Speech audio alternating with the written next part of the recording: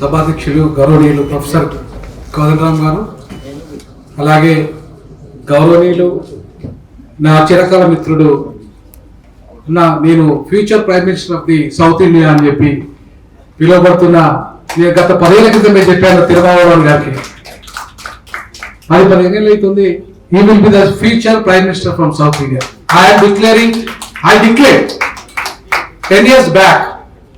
Today also in Telangana capital, Hyderabad, I am declaring my beloved friend and Honorable MP Dr. Tirumavalaban is the suitable person from South India to declare as a prime minister candidate. So we must support him because he is having that much of commitment towards the South India and Dalits and other deprived communities. So మిత్రులారా, మా south India గురించి మేము 2013లోనే 22 మంది ఎంపీలతో సమావేశం పెట్టడం జరిగింది. Common capital కాదు, Hyderabad second capital చేయండి, తెలంగాణకు క్యాపిటల్ చేస్తూ దేశానికి కూడా సెకండ్ క్యాపిటల్ చేయండి అని చెప్పేసి సీమాంధ్ర ఎంపీలు తెలంగాణ ఎంపీలతో కలిపి 2013లోనే కాన్స్టిట్యూషన్ క్లబ్ ఢిల్లీలో సమావేశం పెట్టడం జరిగింది. బాబాసాహెబ్ అంబేద్కర్ హైదరాబాద్ను దేశానికి 2వ రాజధాని చేయమని చెప్పి 55లో ఎందుకు చెప్పాడు? ఎందుకంటే నార్త్ కమ్యూనల్ కాబట్టి, నార్త్ అన్డెమోక్రటిక్ కాబట్టి, అభివృద్ధి నిరోధక రాష్ట్రం కాబట్టి, దేశం ఆ ప్రాంతం కాబట్టి, హిందుస్థాన్ అనే ఒక ముఖ్యమైన ఆధిపత్య ధోరణి ఉన్న ప్రాంతం కాబట్టి ఆ ప్రాంతానికి దక్షిణాదికి పడదు, దక్షిణాది ఎట్టి పరిస్థితుల్లో ప్రత్యేకంగా ఉండాల్సిందే అని చెప్పి బాబాసాహెబ్ అంబేద్కర్ 1955లోనే ఫజల్ అలీ కమిషన్కు లేఖ రాస్తూ స్పష్టం చేయడం జరిగింది, దక్షిణాదికి హైదరాబాద్ను సెకండ్ క్యాపిటల్ చేయండి. అంతేకాకుండా 3 కోట్ల జనాభాతో ఒక రాష్ట్రం చేయండి అని చెప్పారు. మొత్తం దేశంలో రాష్ట్రాలు అనేటివి ఉత్తరప్రదేశ్ ఒకటి ఇప్పుడు 25 కోట్లు ఉంది. మొత్తం దక్షిణాది మొత్తం కలిపితే 25 కోట్ల జనాభా ఉంటే ఒక్క ఉత్తరప్రదేశ్ 25 కోట్ల జనాభా ఉంది. ఇవాళ దక్షిణాదిలో ఉన్న మొత్తం ఎంపీల సంఖ్య ఉత్తరప్రదేశ్ ఎంపీల సంఖ్యతో సమానమయ్యే పరిస్థితి వచ్చేస్తుంది రేపు డీలిమిటేషన్ తర్వాత. 143 ఎంపీలు పెరగబోతున్నాయి. అంటే ఇప్పుడు 80 ఎంపీలు ఉన్నాయి, 143 ఎంపీలు కాబోతున్నాయి ఒక్క ఉత్తరప్రదేశ్లోనే. అంటే అర్థమైంది, మొత్తం దేశంలో పూర్తిగా ఆధిపత్య ప్రాంతంగా ఉత్తరప్రదేశ్ మారబోతుంది. కుమారి మాయావతి గారు అందుకే 4 రాష్ట్రాలు చేయమని అసెంబ్లీ తీర్మానం చేశారు. ఎందుకు చేయలేదు? నిజంగా బీజేపీకి కాంగ్రెస్కు ఒక పాలసీ, నేషనల్ పాలసీ ఉంటే ఈ దేశంలో ఆంధ్రప్రదేశ్ని విభజించినట్టే ఉత్తరప్రదేశ్ని కూడా ఎందుకు విభజించలేదు? ఎందుకంటే వాళ్ళ ఉత్తరాది ఆధిపత్యం కోసం విభజించలేదు. వాళ్ళే ప్రధానమంత్రులుగా ఉండాలి, వాళ్ళే రాష్ట్రపతులుగా ఉండాలి, వాళ్ళే స్పీకర్లుగా ఉండాలి, వాళ్ళే అన్ని మొత్తం కీలకమైన కేంద్ర ప్రభుత్వ శాఖలన్నీ వాళ్ళ చేతిలో ఉండాలి, చివరికి వాళ్ళకే క్యాపిటల్ సిటీ ఉండాలి. అంటే కంప్లీట్గా ఉత్తరాది ఆధిపత్యము ఈ దేశంలో పర్మనెంట్గా కొనసాగడానికి మొదటినే రాష్ట్రాల విభజన కమిషన్లోనే తప్పు జరిగింది. ఉత్తరాలు అతిపెద్ద రాష్ట్రాలు గాను, దక్షిణాది చిన్న రాష్ట్రాలు గాను, ఈశాన్య రాష్ట్రాలు మరింత చిన్న రాష్ట్రాలు గాను చేయడమే తప్పని బాబాసాహెబ్ అంబేద్కర్ చెప్పాడు. మరి ఇంతవరకు దాని మీద చర్చ జరగలే పార్లమెంట్లో. ఇవాళ డీలిమిటేషన్ వాయిదా వేస్తాం కావచ్చు కాక, ఒక 25 ఏళ్ళు వాయిదా వేయమని కొట్లాడతాం, మళ్ళీ 25 ఏళ్ళ తర్వాత ఏంటి? గతంలో 50 ఏళ్ళు ఆల్రెడీ వాయిదా వేసుకుంటూ వచ్చాం, ఆల్రెడీ వాయిదాలు వేసుకుంటూ వచ్చాం. 50 ఏళ్ళు ఈ స్వతంత్ర భారతదేశంలో మళ్ళీ వాయిదా వేస్తాం 25 ఏళ్ళ తర్వాత ఏంటి? వచ్చే తరాలకు మళ్ళా ఇదే కొట్లాట పెడదామా? There should be a solution for that.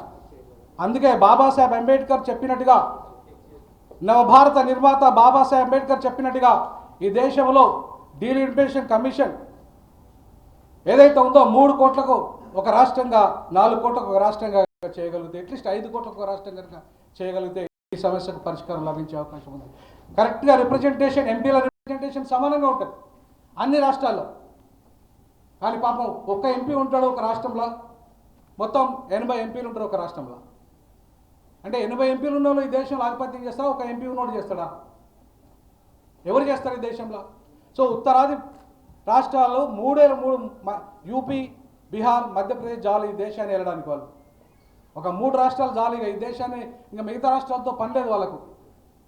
అందుకే ఈరోజు పంజాబ్ మాట్లాడుతుంది, అందుకే ఈరోజు పశ్చిమ బెంగాల్ మాట్లాడుతుంది. అందుకే ఈరోజు ఒక్క దక్షిణ భారతదేశ రాష్ట్రాలే కాదు, ఇవాళ పశ్చిమ బెంగాల్ మాట్లాడుతుంది, పంజాబ్ మాట్లాడుతుంది, ఇవాళ ఒడిశా మాట్లాడుతుంది. ఇవన్నీ ఎందుకు మాట్లాడుతున్నాయి? ఎందుకు ఆ ముఖ్యమంత్రులు వచ్చి మాట్లాడుతున్నారంటే వాళ్ళ అస్తిత్వం కంప్లీట్గా ఈ దేశంలో కోల్పోబోతున్నారు కాబట్టి. సో ఈ దేశంలో 145 కోట్ల మంది ప్రజల యొక్క రిప్రజెంటేటివ్ ఈ దేశం అంటే. ఈ దేశం అంటే ఏంటిది? ఈ దేశంలో ఉన్న ప్రజల యొక్క రిప్రజెంటేటివ్గా మన ఎంపీలను పంపిస్తున్నాం. ఆ ఎంపీలందరూ పోయి మన రిప్రజెంటేటివ్గా అక్కడ ఉండాలి. మరి కొన్ని ప్రాంతాల్లో ఎక్కువ మంది ఉంటే ఎక్కువ నిర్ణయాలు వాళ్ళే జరుగుతాయి, కొన్ని ప్రాంతాల్లో లేకపోతే వాళ్ళ వాయిస్ వినబడదు పార్లమెంట్లో. మరి అటువంటి పరిస్థితులలో ఈ దేశాన్ని ప్రజాస్వామ్య దేశంగా అని మనం అనాలంటే ఖచ్చితంగా అన్ని ప్రాంతాలకి సమన్వయం జరగడమే లక్ష్యం. ఆ లక్ష్య సాధనలో భాగంగా ఇలా ఈ సమావేశాన్ని ఏర్పాటు చేసిన ప్రొఫెసర్ కోదండరామ్ సార్ని మనం ఈ సందర్భంగా అభినందిద్దాం. తప్పకుండా ఇట్లాంటి సమావేశాలు అందరం కలిసి దక్షిణాదిలో, ఈ దక్షిణాది ప్రాంతము చాలా డెమోక్రటిక్ ప్రాంతము, సెక్యులర్ ప్రాంతం.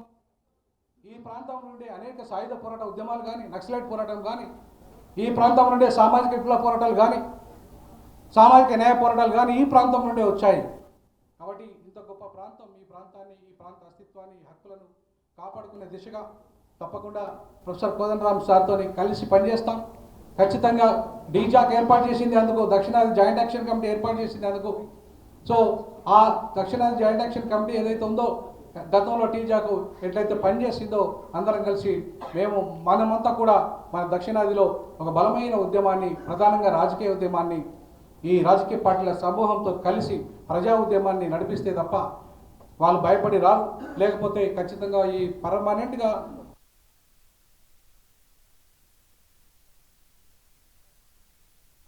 ఆధిపత్యాన్ని ఒకే దేశం ఒకే ఎన్నిక రూపంలో జమిలీ ఎన్నికలు తీసుకురాబోతున్నారు. తప్పకుండా వాళ్ళు ఇప్పటికే అన్ని చేసుకున్నారు. 370 రద్దు చేశారు. అట్లాగే అయోధ్య వాళ్ళు నిర్మించారు.